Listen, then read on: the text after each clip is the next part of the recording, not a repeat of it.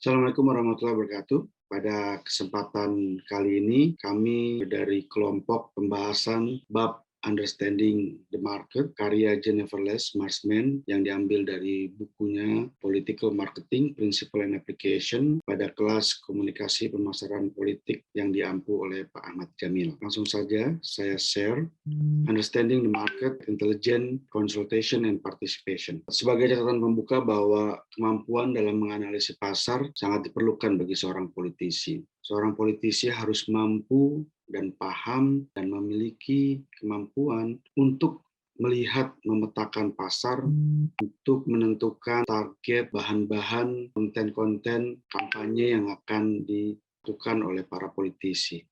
Tanpa mengetahui keadaan pasar dan tidak mengetahui apa yang dibutuhkan, maka seorang politisi akan sulit merespon keinginan pasar. Tentu saja bahwa keinginan pasar berbeda-beda, ya, geopolitik di daerah tersebut berbeda-beda, ada faktor sosiologis, ada faktor ekonomi, dan faktor-faktor lainnya, dan ini yang mengharuskan seorang politisi mampu untuk menganalisis pasar agar sekali lagi tadi untuk memudahkan bagi politisi memetakan dan menyusun rencana-rencana kampanye. Pembahasan pada bab Understanding the Market adalah identifying, segmenting, and targeting the market. Jadi mengidentifikasi, memastikan segmentasi dan target dari pasar.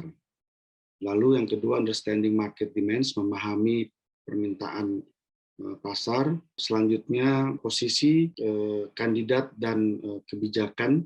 Selanjutnya ada partai, kandidat, dan konsultan pemerintahan. Selanjutnya kita akan membahas penggunaan market intelligence untuk mengetahui posisi. Lalu barrier to market intelligence being used in politics.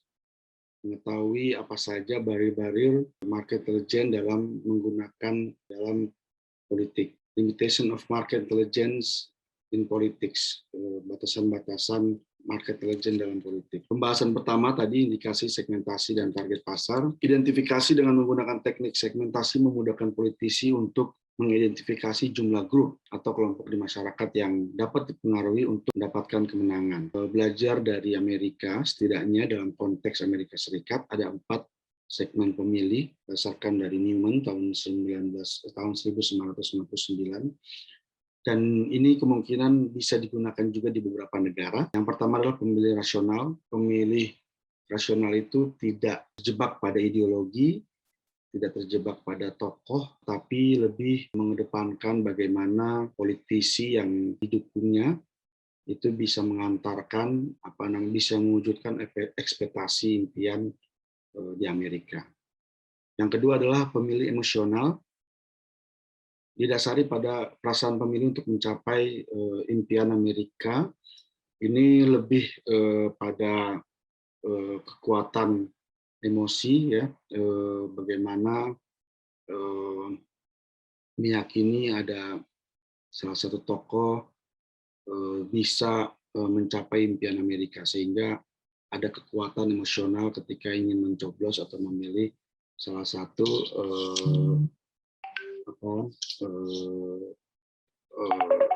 pilihan. Pemilih sosial didasari pada asosiasi yang berbeda dengan kemampuan mereka untuk menggapai impian Amerika. Tentu ini ada karakteristik sosial di masyarakat yang mendasari mereka untuk memilih calon yang akan dipilihnya. Contoh misalkan kalangan miskin di Amerika tentu tidak akan memilih seorang calon presiden atau seorang senator yang dekat atau merepresentasikan kalangan atas gitu ya, kalangan orang kaya di Amerika. Begitupun orang-orang yang kaya di Amerika tidak akan memilih atau yang memilih pemimpin atau calon legislator yang merepresentasikan, yang bukan merepresentasikan dari kalangannya. Yang keempat, pemilih situasional dasari pada situasi yang memungkinkan berpengaruh kepada keputusan memilih kandidat. Ini biasanya pemilihan pemilih pemilih-pemilih yang memutuskan pilihannya di detik-detik akhir pada saat pemilihan. Biasanya didasari oleh ada fakta-fakta baru yang memang lebih mengungkapkan kebenaran-kebenaran atau fakta-fakta baru, keburukan-keburukan dari salah satu calon gitu ya, sehingga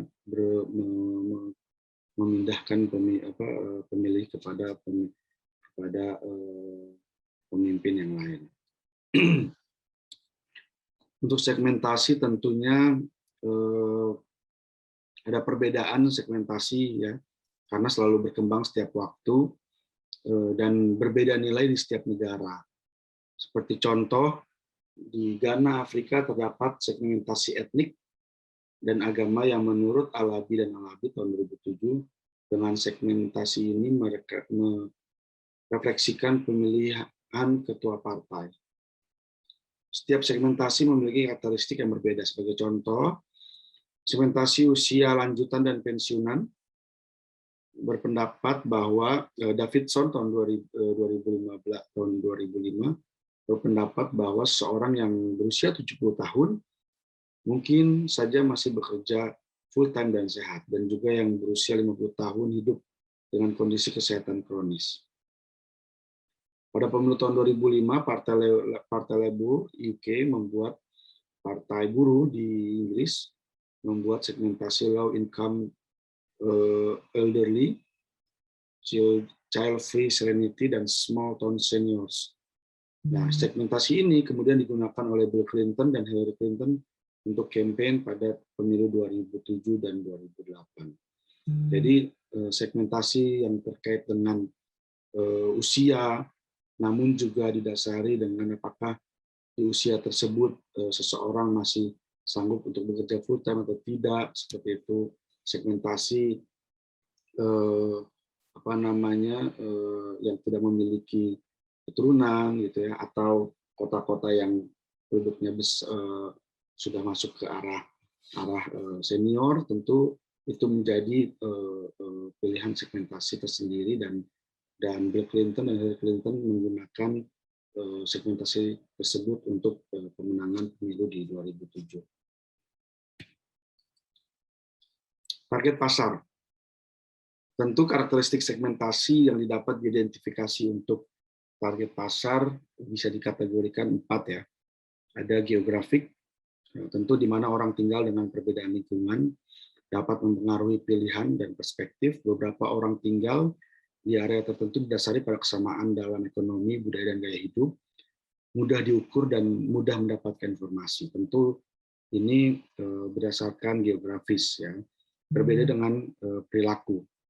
Segmentasi ini didasarkan atas tingkah laku individu, ya, juga menjaga integritas partai dan kandidat atau keuntungan yang diperoleh. Lalu demografik, ada usia, keluarga, sosial, pemasukan, dan psikografik. Tentu ini berkaitan dengan karakteristik gaya hidup, ya, bacaan, itu bacaan majalah atau koran setiap harinya. Lalu keyakinan, sikap, ya, dan juga mempertimbangkan kebiasaan individu. Who to target? Siapa yang kita targetkan? Nah, tentu target di sini dimaksudkan adalah target pemasaran kandidat, calon dalam sebuah partai untuk memperoleh suara dalam pemilihan. Ada beberapa cara untuk seorang politisi dalam menentukan targetnya. Cara yang paling dasar adalah dengan mengidentifikasi apakah dia pendukung tradisional, ya, yang telah memberikan suaranya dari turun-temurun, ya, dari partai tertentu, dan mendukung calonnya dari partai tertentu dengan turun-temurun. Lalu ada floating voters, ya, yang oleh Baines didefinisikan sebagai pemilih yang belum menentukan pilihannya terhadap calon atau partai, namun mereka memiliki dampak, tentu mereka memiliki dampak yang besar karena floating voters juga jumlahnya sangat besar sekali.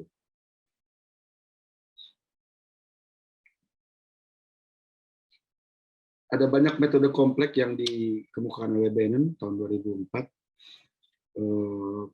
Primary target, attractive segment yang merespon stimulus, tentu primary target itu adalah target yang utama. Lalu ada target yang kedua, kurangnya atraktif ya, juga yang merespon stimulus. Lalu ada relationship building yang kurang merespon stimulus, dan wasteland segment, bahkan yang tidak merespon stimulus. Ada faktor yang potensial untuk memasarkan kampanye, kandidat atau partai untuk target potensial. Kampanye tersebut dapat bervariasi tergantung kebutuhan pasar.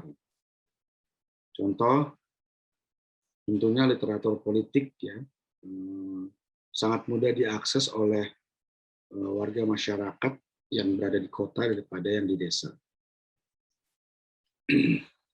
Dan tentunya jauh akan lebih murah dan mudah untuk menjangkau target jika ada kantor cabang atau ada kantor perwakilan untuk memberikan literatur politik.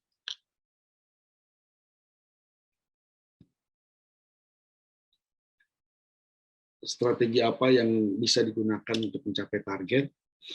Tadi yang saya sampaikan, ada beberapa ya strategi, yaitu reinforcement strategi, pemilih yang mendukung kandidat dengan alasan yang tepat, maka fokus kampanye dan memperkuat pilihan mereka dengan mempertanyakan apakah pilihan tersebut sudah tepat.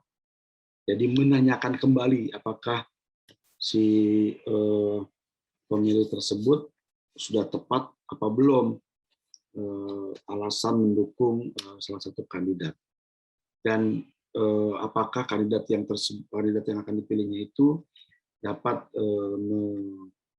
merepresentasikan atau mewakili kepentingannya. Lalu ada rationalization strategi, rasionalisasi. Tentu pemilih yang sudah mendukung kandidat dengan alasan yang tepat, bahkan dengan alasan yang tidak tepat sekalipun, maka kita perlu melakukan pendekatan yang berbeda ya.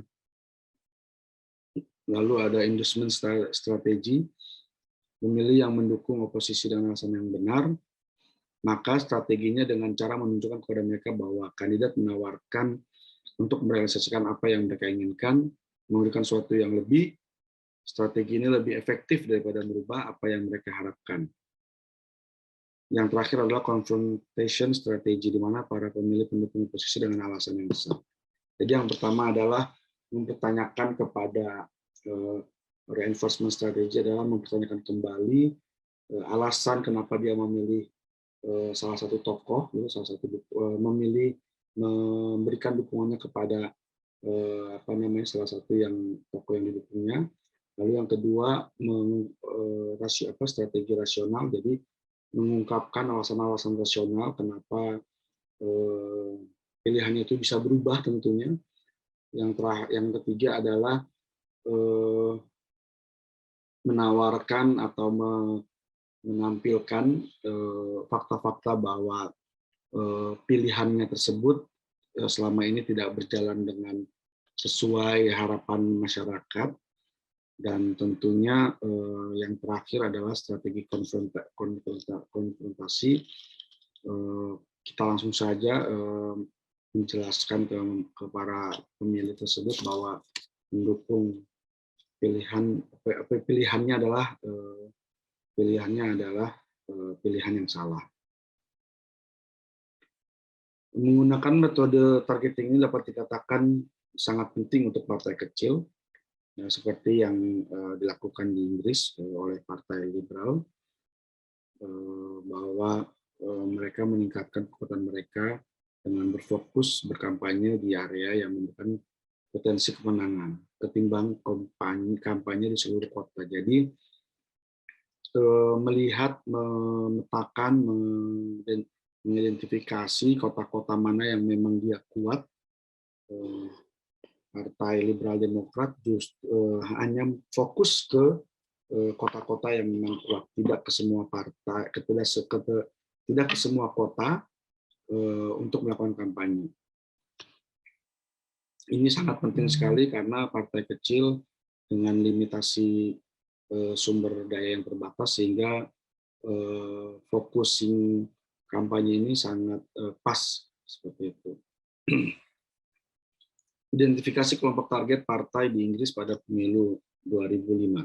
Partai buruh, pemimpin kultural yang berpendidikan, profesional, seperti dokter, lawyer, profesor, ya, pemilih pemula yang berwawasan luas, namun tidak tertarik dengan isu politik lingkungan. Partai konservatif, ya pemilihnya itu seperti kepala perusahaan, pengusaha senior, ya, yang tentunya sudah hidup mewah di rumah besar, seperti itu. Partai Liberal Demokrat, ya, partai yang tidak terlalu besar di Inggris, orang tua yang makmur, yang hidup di provinsi-provinsi, gitu ya, juga mahasiswa yang tinggal di kota, di tiap provinsi dengan tentu ada semangat ideologi tertentu, yaitu agenda hijau. Kampanye memberikan informasi untuk kandidat atau partai. Satu, mengidentifikasi pemilih lebih cepat, menemukan pendukung lebih dulu apabila kandidat atau partai menjaga relasi terhadap mereka, atau maka mereka akan terus mendukung. Menjangkau area yang tidak mendukung, karena dengan kampanye dapat menemukan pendukung bahkan di area oposisi. Jika memungkinkan, gunakan kampanye langsung kepada pemilih, seperti yang dilakukan oleh Partai Buruh di New Zealand. Gunakan relawan untuk menjangkau area yang tidak bisa dijangkau oleh kandidat atau partai. Jadi tentu ini sangat penting sekali. Yang pertama adalah mengidentifikasi pemilih, ya. Ini akan memudahkan kandidat, ya, dan juga maintenance, menjaga relasi antara si partai dengan para pemilih. Lalu menjangkau area yang tidak mendukung, ya, bahkan di area posisi, ya, di oposisi itu juga bisa dilakukan. Langsung berkampanye kepada pemilih dari door to door, ya. Lalu untuk poin 2 ini menggunakan relawan, ya, di poin 4 saling berkaitan, menggunakan relawan untuk menjangkau area yang tidak bisa dijangkau oleh kandidat. Memahami kebutuhan pasar. Elit politik harus memahami apa yang diinginkan pasar dari mereka. Penggunaan market intelligence sudah banyak berkembang di seluruh dunia. Formal market intelligence dibagi menjadi 2 bagian, kuantitatif dan kualitatif. Kuantitatif menghasilkan banyak karakteristik. 1, menyajikan banyak data-data awal, tapi dapat mengidentifikasi perspektif. Menggunakan closed question yang dapat dijawab yes or no. Sampel measure dalam penelitian sering disebut measure atau disebut sebagai alat ukur daripada memahami tingkah laku. Polling, survei melalui telepon, interview door to door, di jalan, survei melalui email, lalu berpotensi pertanyaan bias yang menjadi big issue dan money consuming. Keuntungannya dari kuantitatif ini menyediakan informasi yang akurat, mudah dikelola, dikirim, dan tentu hasilnya bisa dibandingkan. Seperti itu. Penelitian kuantitatif ini harus didesain secara teliti, ya, dan harus menghasilkan hasil yang akurat, karena sangat mustahil untuk mengambil data pada setiap individu pada dasar, sehingga karena kondisi pasar yang besar tentunya, sehingga data hanya mengambil sampel, ya. Sedangkan populasi adalah seluruh elemen pasar, ya. Jadi sampel yang diambil mewakili elemen-elemen pasar. Sampel adalah bagian dari populasi tentu, ya. Segmentasi akan merepresentasikan karakteristik seluruh populasi. Beberapa contoh pertanyaan tertutup, struktur pilihan ganda, skala opini sangat senang, senang, netral, tidak senang, sangat tidak senang. Ini beberapa contoh yang bisa dijadikan pertanyaan tertutup. Polling kuantitatif tentu harus digunakan dengan cara yang berbeda-beda pada setiap kampanye, ya. Ada 3 aspek yang berbeda menurut Rednature dan Tuch-Faber tahun 1999. Brand McPaul's polling yang lebih awal menggunakan sampel untuk menyajikan voting baseline untuk menentukan efektivitas campaign selanjutnya. Follow-up poll terpendek berfokus pada isu-isu spesifik yang mengukur reaksi terhadap campaign. lalu tracking polls, polling yang dilaksanakan secara rutin di setiap campaign berfokus pada isu-isu tertentu. Tenturi tahun 2008 menjelaskan keuntungan memahami kondisi pasar untuk menganalisis seberapa efektifkah sebuah campaign. Ada 4 setidaknya. 1, untuk mensupport strategi menggunakan opini publik, untuk memilih kandidat, untuk membantu mengembangkan komunikasi politik, dan yang terakhir untuk mengidentifikasi kekuatan dukungan publik. Contoh lain pada kampanye Vicente Fox pada tahun 2000 di pemilu Meksiko, menurut Rating House dan Albero tahun 2005 menjelaskan pada kampanye tersebut menginformasikan bahwa 1, apakah menentukan apakah kandidat dari PRI tidak pernah memenangkan pemilu, 2, menentukan apakah sikap kandidat disenangi, 3, memutuskan menggunakan pesan perusahaan yang dapat didukung Fox, 4, menguji keefektifan kampanye apakah pemilih memilih pesan kampanye.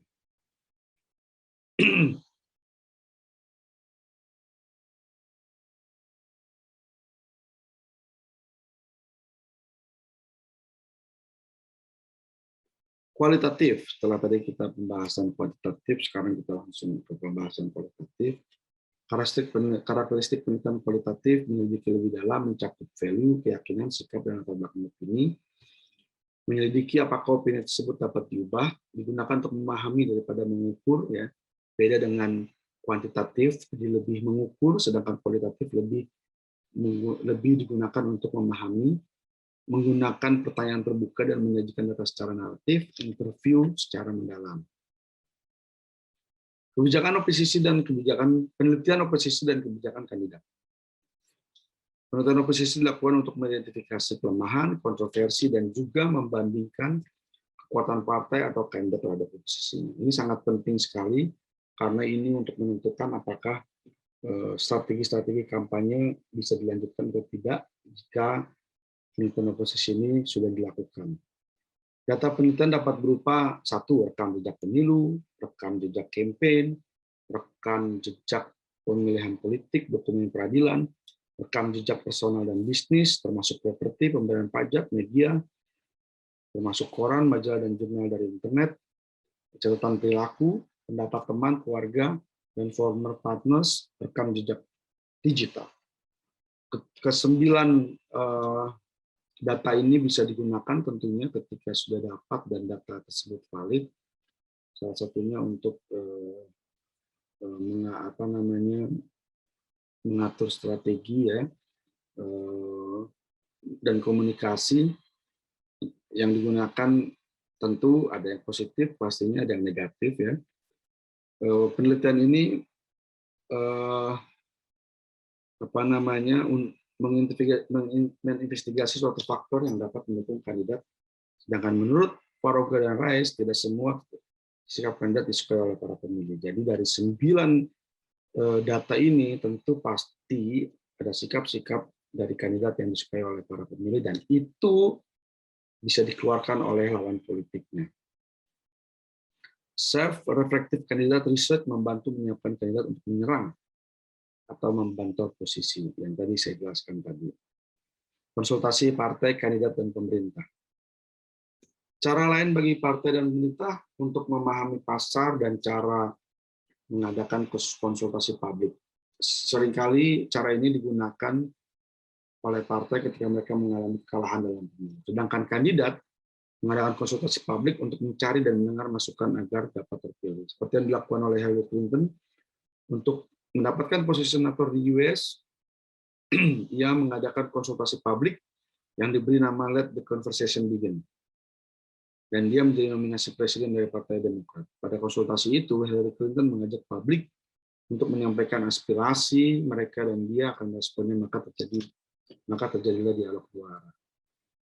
Contoh pada pemerintahan Tony Blair juga melakukan konsultasi publik untuk membahas isu Timur Tengah. Pada November 2003 yang diberi nama Big Conversation. Menggunakan market intelligence untuk posisi. Market intelligence dan segmentasi keduanya dapat digunakan untuk menentukan positioning dalam pasar. Berikut jenis pasar dan cara mengendalikannya. Pertama, market leader, pengendalian. menjangkau seluruh pemilih dan bangun interest yang sama. Contoh, mendukung kenaikan harga pangan untuk hasil panen para petani, sedangkan masyarakat menginginkan penurunan harga tentunya. Opsi pengendalian, memperluas market share. 2. Challenger, pengendalian, menangkan isu yang dapat dikuasai oleh lawan sehingga menangkan opini publik. Tunjukkan perbedaan kualitas yang lebih unggul. Opsi pengendalian, munculkan isu baru. Gunakan backdoor strategi. Cari dukungan ketika isu sudah memudar. Followers, pengendalian, serang kompetitor lain, terutama pada challenger, menjangkau semua segmen untuk mendapatkan dukungan. Opsi pengendalian tentu ada cloning strategi, gunakan cara yang sama dengan pemimpin, tapi dengan cara yang menarik pemilih. Imitating strategi, cara yang sama dengan pemimpin, namun dengan adanya perbedaan positif. Adapting, mengadaptasi strategi yang ada dengan menyesuaikan dengan segmentasi. Protecting strategi, hindari menyerang kepada kompetitor. Niche, pengendalian. 1. Pengendalian, berikan sesuai yang dia inginkan. Niche market, target yang paling kecil karena memiliki keinginan spesifik. Kalau dalam dunia bisnis teknologi, niche marketnya adalah pelanggan dari segmentasi gaming. Maka customer memiliki keinginan yang spesifik terhadap produk. Saya tidak paham dunia politik niche seperti apa, namun analoginya seperti tadi. Jadi dijelaskan bahwa niche market itu adalah pasar yang kecil, yang memiliki spesifik, gitu ya, yang memiliki spesifik terhadap produknya. Jika di dalam dunia politik mungkin ada spesifik ideologi tentunya, dan itu tidak banyak seperti contoh misalkan ideologi agama tertentu, gitu ya. Itu juga targetnya kecil tapi memiliki spesifik terhadap produknya. Opsi pengendalian tentu perubahan radikal, fokus pada produk positioning. Faktor yang menentukan berhasil atau tidaknya positioning, menurut Bannon tahun 2004. Contoh lain pada kampanye Vicente Fox pada tahun 2000, menurut Rottinghaus dan Albero menjelaskan kampanye tersebut menginformasikan bahwa clarify of the position, mengetahui kelebihan kompetitor dan mengetahui apa yang pendapat pemilih. Konsistensi of position, pemilih perlu mengetahui posisi mereka dalam partai, apa keuntungan mereka, partai perlu memberikan penawaran. Credibility of positioning, penilaian pemilih terhadap partai politik akan memberikan keuntungan. Competitiveness, menawarkan value yang tidak ditawarkan oleh kompetitor, tentu. Communicable, positioning harus memudahkan komunikasi pada target pasar. Penghalang market intelligence digunakan dalam politik, memaparkan Kavanagh tahun 1996 memaparkan faktor yang menghalangi perhatian politisi terhadap market intelligence sebagai berikut. Petahana atau position. Politisi cepat merasa puas dengan kedudukannya, dan para pejabat lebih tertarik untuk berfokus pada program yang sudah berjalan ketimbang membuat program baru untuk menarik dukungan. Politisi bersifat individual. Beberapa tokoh partai menginginkan internal confusion over the role of the market intelligence. Beberapa tokoh partai menginginkan polling dengan hasil positif sehingga dapat meningkatkan moral partai. Penolakan terhadap hasil negatif. Berlawanan dengan waktu, time constraints. Seringkali polling dilakukan pada detik-detik terakhir saat kampanye atau pada saat kampanye berlangsung. Rangkuman, intelijen dasar menyediakan politisi dan kandidat berupa informasi yang dapat digunakan untuk membuat keputusan tentang semua aspek pemasaran politik lainnya, termasuk pengembangan produk dan komunikasi. Ada beberapa pilihan yang menyajikan cara yang berbeda seperti segmentasi, penargetan, dan eksposisi untuk melihat pasar. Meskipun intelijensi pasar memiliki keterbatasan dan tidak serta-merta melakukan perbaikan dengan cepat dalam mengamankan kesuksesan kandidat.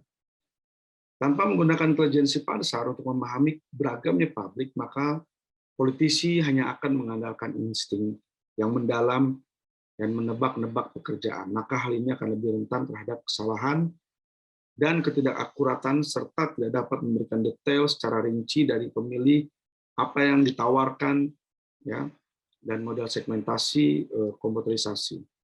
Proses kecerdasan pasar tidak selalu lurus dan akurat. Partai politisi perlu mendengarkan, menafsirkan, dan memaknai dengan cermat sebelum menggunakan untuk mengembangkan produk mereka yang merupakan fokus dari tujuan partai atau politisi tersebut. Demikian penjelasan dari kami. Kurang lebihnya mohon maaf. Terima kasih. Assalamualaikum warahmatullahi wabarakatuh. Selamat malam.